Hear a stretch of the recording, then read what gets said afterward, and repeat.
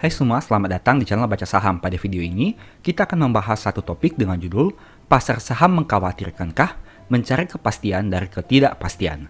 Tapi seperti biasa, semua pembahasan ini bukan rekomendasi dan hanya informasi. Ingat, kerugian kamu tanggung sendiri ya. Apakah saham yang ada di portofoliomu saat ini sedang berwarna merah? Tenang, kamu tidak sendiri. Banyak juga yang mengalami hal yang sama. Floating profit dan loss merupakan hal biasa di saham. Tapi hal itu akan menjadi luar biasa apabila sudah direalisasikan.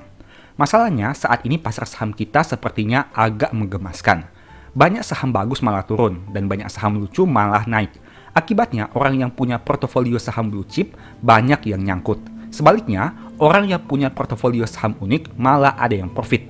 Apakah yang harus kita lakukan? Saya selalu mengatakan bahwa tidak ada metode yang 100% benar dan salah. Selama kamu profit konsisten, silahkan pakai metode itu.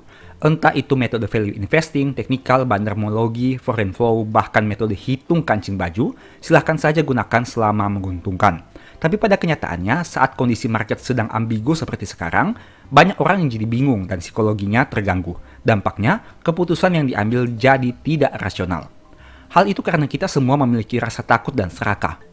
Selama kamu semakin lama melihat durasi waktu harga naik dan turun, biasanya psikologimu akan tergerak. Apalagi jika kamu memakan semua berita yang ada di media sosial. Biasanya kamu akan jadi bingung sendiri. Apakah saham ini tetap di hold atau cut loss saja? Nah, berbicara tentang takut dan serakah, pada tahun 2024, Mimin menulis satu e-book baru yang membahas tentang psikologi saham. Diharapkan setelah membaca e-book ini, psikologi saham kamu bisa lebih aman. Detail pembahasan e-book bisa baca pada gambar di bawah ini, di mana membahas terkait beberapa hal yang bisa kamu lihat pada gambar ini. Ada 4 hal yang perlu dicek kembali agar psikologimu tidak terganggu dengan rasa takut dan serakah, yaitu: pertama, tujuan kamu beli saham untuk apa? Kedua, jenis saham yang dibeli bisa untuk jangka panjang atau tidak. Ketiga, harga beli sudah tepat atau belum. Keempat, apakah perusahaan berpihak kepada pemegang saham atau tidak. Nah, dari 4 poin tadi, saya mau sampaikan beberapa langkah yang bisa kamu ambil dengan plus minusnya masing-masing. Pertama, jika kamu trading jangka pendek, pada kondisi seperti ini kamu mungkin sudah cut loss terlebih dahulu, sehingga saat ini masih punya cash yang banyak. Tapi kekurangannya, total nominal cut lossmu mungkin sudah cukup besar. Kedua, jika kamu investasi jangka panjang, pada kondisi seperti ini kamu mungkin belum kehilangan uang secara real, karena belum ada yang di-cut loss. Tapi kekurangannya, kamu floating loss dan nominalnya bisa saja lebih besar jika harga tambah turun. Ketiga, jika kamu dividen investor, pada kondisi seperti ini mungkin menjadi kesempatan, karena bisa beli saham bagus dengan dividen yield yang besar. Tapi kekurangannya, uang kamu sudah banyak yang berada dalam bentuk saham, sehingga cash yang dimiliki sudah terbatas. Terlepas dari plus minusnya, setiap orang yang merasa nyaman menggunakan metode yang menurutnya paling sesuai dengan profil resikonya. Ada orang yang cocok dengan trading jangka pendek, ada yang malah lebih cocok dengan dividen investing. Tidak ada masalah, selama kamu nyaman dan bisa hasilkan profit konsisten. Dengan kondisi market seperti sekarang, mungkin banyak dari kita yang psikologi takut dan serakahnya mulai terganggu. Ada yang mungkin takut berlebihan, tapi ada yang serakah berlebihan. Saya mau ingatkan kepada kamu bahwa segala sesuatu yang berlebihan itu tidak baik. Bagi kamu yang takut, ingatlah bahwa harga saham tidak selamanya akan turun, karena akan ada saatnya dia naik lagi. Jika saham yang kamu pegang itu sudah dianalisa dengan mendalam, dan kamu yakin telah membeli saham pada harga yang masuk akal, silahkan tunggu saja update kinerja terbarunya. Apabila perusahaan masih tumbuh, seharusnya harga saham juga akan mengikuti. Selain itu, kamu juga tetap menerima dividen setiap tahun sebagai uang tunggu. Jadi setidaknya, meski floating loss di portofolio, ada sebagian uang yang bisa kamu peroleh dari bursa, di samping harus bersabar menunggu kenaikan harga saham. Dengan catatan, perusahaan yang kamu beli memang bagus. Sebaliknya, bagi kamu yang serakah berlebihan, saya juga mau ingatkan bahwa harga saham yang turun bisa saja turun lebih dalam. Jadi pastikan money managementmu tepat. Jangan terlalu serakah untuk langsung all in atau membeli dengan jumlah yang banyak, hanya pada range harga tertentu. Antisipasi berbagai kemungkinan yang bisa terjadi, apalagi jika harga turun lebih dalam dari harga saat ini.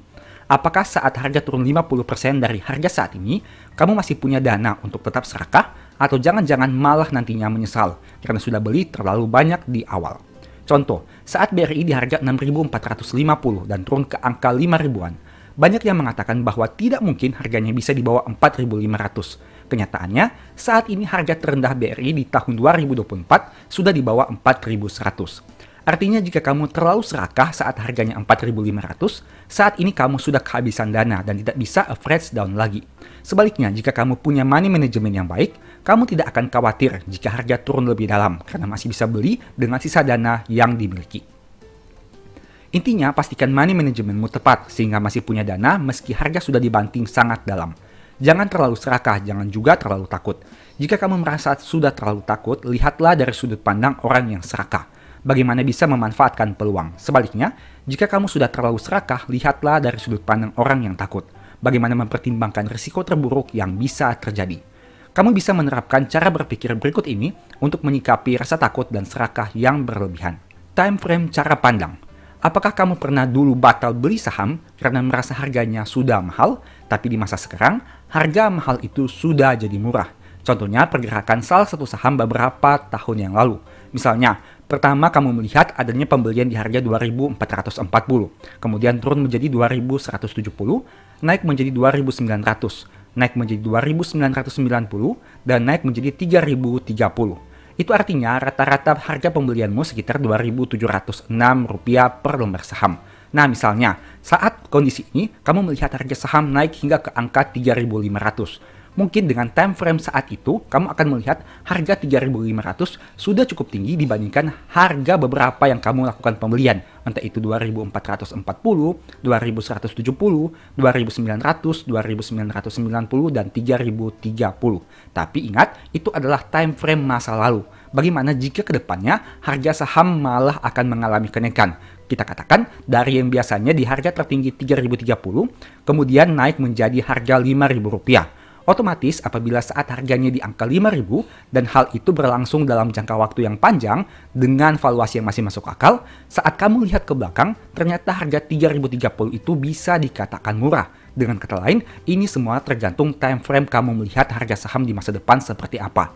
Jika harga di masa depan naik, orang yang takut beli di masa lalu akan menyesal. Orang yang serakah di masa lalu akan bahagia. Tapi ingat, ada kondisi sebaliknya juga. Bagaimana jika harga di masa depan turun? Orang yang takut beli di masa lalu akan bersyukur, orang yang serakah di masa lalu akan menyesal. Misalnya, dengan harga tertinggi pembelian di angka 3.030, bagaimana jika harga sahamnya turun ke angka 1.500? Otomatis harga pembelian kamu, meskipun angka 2.170 ini menjadi yang terendah, tapi jika di masa depan harganya 1.500, tentu angka murah di masa lalu ini akan menjadi mahal di masa sekarang. Artinya, di sini ada dua kemungkinan. Jika harganya naik, angka yang dulunya mahal menjadi murah. Sebaliknya, jika harganya turun, angka yang dulunya murah bisa menjadi mahal. Untuk itulah penting bagi kamu untuk menganalisa kinerja perusahaan dan memiliki keyakinan apakah ingin memiliki saham ini dalam jangka panjang atau tidak. Jika masih sesuai dengan skenario yang kamu miliki, dengan rencana kamu, maka bisa di hold. Tapi jika tidak, sebaiknya pertimbangkan untuk cut loss ataupun mungkin bisa dijual terlebih dahulu. Selalu ingat, ada dua kemungkinan, antara harga naik ataupun harganya turun. Kesimpulan, tidak perlu terlalu takut jika harga saham turun signifikan dalam jangka pendek. Selama kamu tahu apa yang sedang kamu beli, pastikan fundamentalnya baik-baik saja, manajemennya berkualitas, rutin bagi dividen, dan sektor bisnisnya masih dibutuhkan dalam jangka panjang. Tidak semua saham bisa di average down, tapi apabila kamu yakin dengan saham yang dibeli, tidak ada salahnya jika melakukan average down pada harga yang lebih rendah. Meski begitu, selalu pertimbangkan risiko ke depan. Tidak selamanya kejadian di masa lalu akan berulang di masa depan. Jika di masa lalu harga sahamnya bisa turun dan kembali naik, di masa depan hal itu tidak jadi jaminan. Bisa saja harganya kembali naik, tapi tidak menutup kemungkinan juga harganya turun lebih rendah lagi. Pasar saham punya musimnya, ada kalanya naik signifikan, ada kalanya juga turun signifikan. Tidak perlu terlalu euforia, tidak perlu juga terlalu takut. Berusaha memanfaatkan segala situasi untuk meraih berbagai peluang yang ada. Semoga video ini bermanfaat. Sebagai informasi, kalau kamu masih mau belajar lebih lanjut, mungkin video berikut ini bisa membantu. Simak hingga selesai agar mendapat pemahaman yang utuh. Pada video ini saya tidak akan mengulangi pembahasan tadi karena sudah sangat jelas. Tapi saat ini saya mau membahas dari sudut pandang yang berbeda, yaitu saham seperti apa yang boleh di hold saat harganya turun dan saham seperti apa yang sebaiknya kita cut loss saat harganya turun. Saya akan menggunakan contoh kasus agar kamu lebih mudah memahaminya. Tapi ingat, semua nama saham yang disebutkan bukan rekomendasi. Saya tidak pernah mengatakan saham tersebut bagus atau jelek karena kamulah yang harus menentukan secara pribadi. Jadi, saham yang disebutkan hanya sebagai contoh saja. Berikut ini beberapa kriteria yang sebaiknya dipertimbangkan. Pertama, kebutuhan masyarakat atas produk atau jasa perusahaan. Kedua, kepemilikan saham dari pemegang mayoritas. Ketiga, top manajemen perusahaan apakah bermasalah atau tidak. Keempat, prospek kinerja ke depan, dalam hal ini penjualan dan pencapaian laba. Dan yang kelima, komposisi dan nominal hutang. Sekarang, mari kita bahas satu persatu. Pertama, kebutuhan masyarakat atas produk atau jasa perusahaan. Logikanya, kalau produk atau jasa perusahaan sudah kurang diminati, perusahaan tersebut akan sulit mencetak pertumbuhan laba. Jika menyebut nama Nokia dan BlackBerry, generasi sekarang mungkin sudah tidak mengetahuinya. Tapi bagaimana dengan generasi 90-an atau bahkan di bawah itu? Tentu kita sangat kenal dua brand handphone yang dulunya sangat populer. Dua merek HP itu sangat dicari dan dibutuhkan dulu. Hampir semua orang menggunakan salah satu dari dua merek tersebut. Tapi, bagaimana setelah mengenal Android? Apakah Nokia dan BlackBerry tetap masih dibutuhkan? Kamu bisa lihat sendiri kondisi saat ini. Berapa banyak orang yang menggunakan HP dari dua merek itu?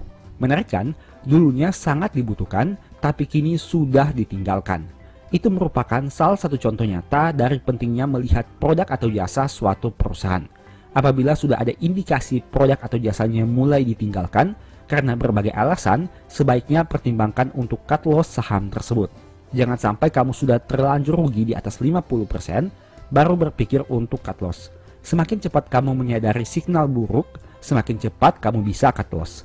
Tapi sebaliknya, apabila harga saham turun, tapi produk atau jasa perusahaan masih dibutuhkan, kamu bisa santai saja. Meski begitu, kamu perlu lihat lagi valuasi harga pembelianmu.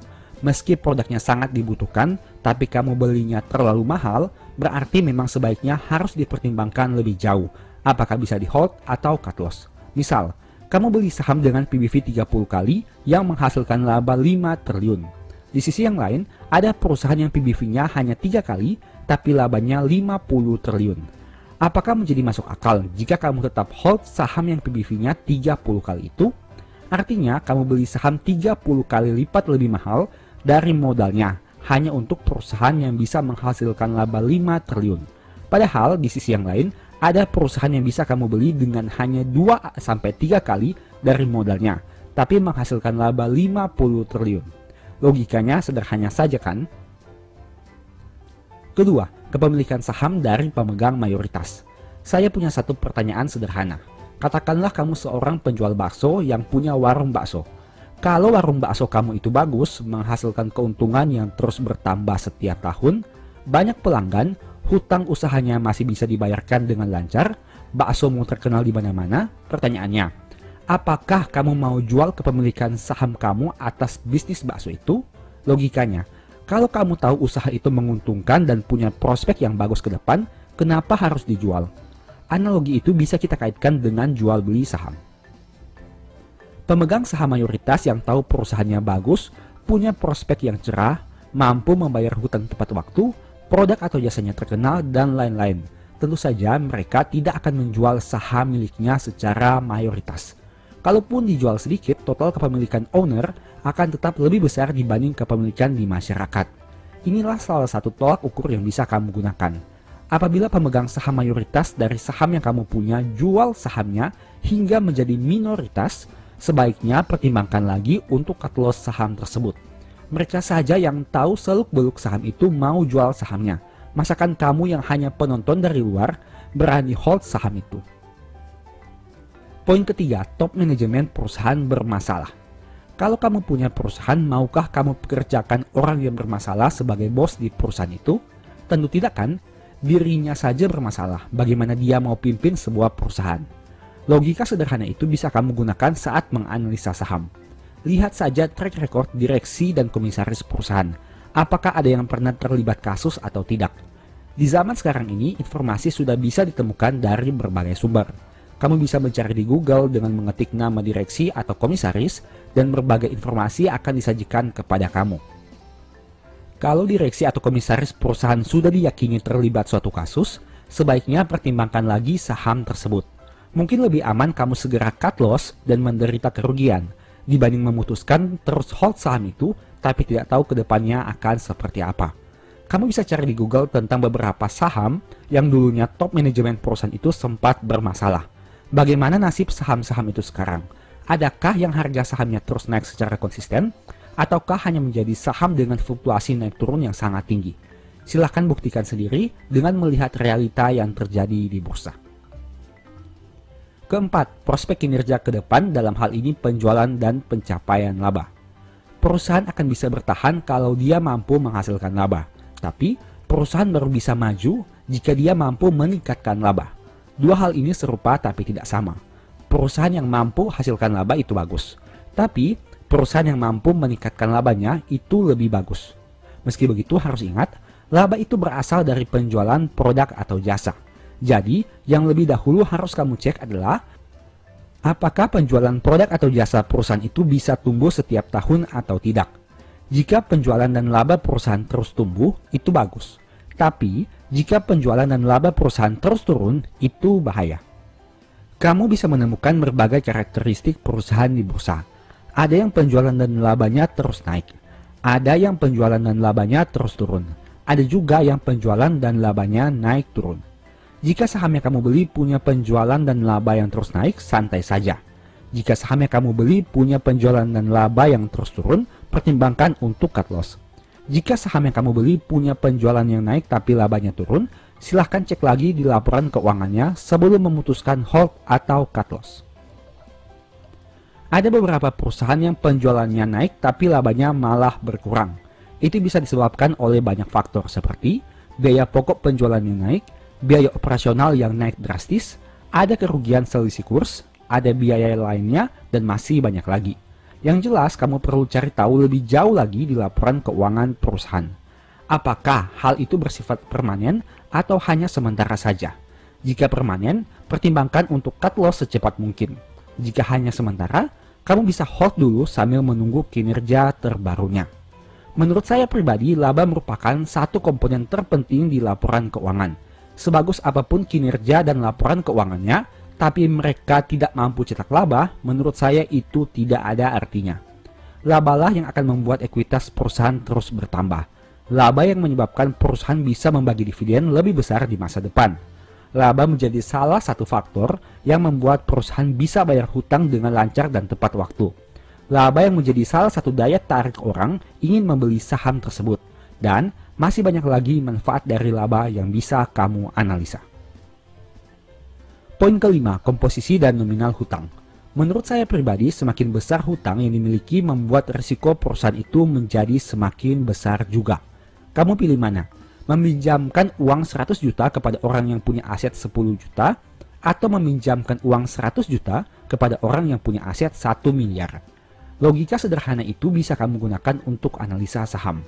Meski tidak menjamin, tapi masih lebih aman jika perusahaan punya komposisi dan nominal hutang yang lebih kecil dari ekuitas yang mereka miliki. Dalam hal ini kamu bisa melihat rasio DER perusahaan. Semakin besar rasio ini berarti komponen hutang terhadap modal perusahaan menjadi lebih besar. Ada dua hal sederhana yang bisa kamu perhatikan, yaitu yang pertama, cek apakah total hutang lebih besar dari modal perusahaan. Dalam hal ini berarti rasio DER di atas 100%. Kedua, apabila DER di atas 100%, cek lagi apakah rasio DER dari waktu ke waktu terus naik atau tidak. Jika saham yang kamu beli punya rasio DER di atas 100 dan selama bertahun-tahun nominalnya terus naik, sebaiknya pertimbangkan untuk cut loss. Apalagi jika ternyata laba mereka mengalami penurunan atau bahkan merugi. Hal sebaliknya bisa kamu lakukan untuk saham yang punya rasio DER di bawah 100 dengan nominal yang wajar dan mampu menghasilkan pertumbuhan laba. Logika sederhana ini bisa membantu kamu untuk menganalisa apakah saham yang kamu miliki bisa di hold atau harus segera di cut loss. Kesimpulan, 5 poin yang saya bahas tadi memang tidak bisa menjamin keuntunganmu di pasar modal. Tapi setidaknya dengan mempertimbangkan 5 hal tadi, kamu jadi bisa berpikir dengan lebih rasional. Mempertimbangkan aspek risiko dan prospek perusahaan ke depan sehingga bisa mengambil keputusan. Dan pada akhirnya memperkecil risiko kamu untuk bangkrut di saham. Kita harus belajar berpikir secara rasional saat harga saham seakan-akan tidak rasional. Terkadang harga saham bisa turun signifikan, padahal kondisi perusahaan sedang baik-baik saja. Saat inilah sebenarnya kamu bisa manfaatkan untuk memperoleh keuntungan yang lebih maksimal. Tapi, apabila harga saham turun dan ternyata kondisi perusahaan juga sedang tidak baik-baik saja, sebaiknya kamu menganalisa 5 poin tadi untuk dijadikan referensi dan bahan pertimbangan. Apakah akan terus di hold atau di cut loss saja. Semoga pembahasan di video ini bermanfaat ya. Sebagai informasi, 5 poin tadi merupakan salah satu topik pembahasan di ebook Strategi Nabung Saham. Kalau kamu mau belajar lebih jauh tentang metode nabung saham dan berbagai hal teknis lainnya, mungkin ebook ini bisa jadi referensi. Untuk detail materi yang dibahas, kamu bisa lihat pada tampilan di bawah ini. Dan info pembelian silahkan chat WA di nomor di akhir. Demikianlah pembahasan singkat pada video ini. Selalu ingat bahwa semua saham yang disebutkan bukan rekomendasi dan hanya bersifat edukasi. Segala resiko kerugian menjadi tanggung jawab kamu sendiri. Mohon agar dapat mengecek kembali data yang ditampilkan, karena bisa saja terjadi kesalahan pengetikan atau pengambilan data. Ingat, profit nikmati sendiri, rugi juga kamu tanggung sendiri. Di video berikutnya ingin dibahas materi apa lagi? Tulis di kolom komentar ya. Sebagai informasi, berikut ini beberapa list ebook baca saham. Pertama, psikologi saham. Kedua, stock for living. Ketiga, strategi nabung saham. Keempat, the stock market. Dan yang kelima, cara cepat analisa laporan keuangan. Apabila tertarik melakukan pembelian, silakan chat WA pada nomor yang ada ini. Semoga video ini bermanfaat ya.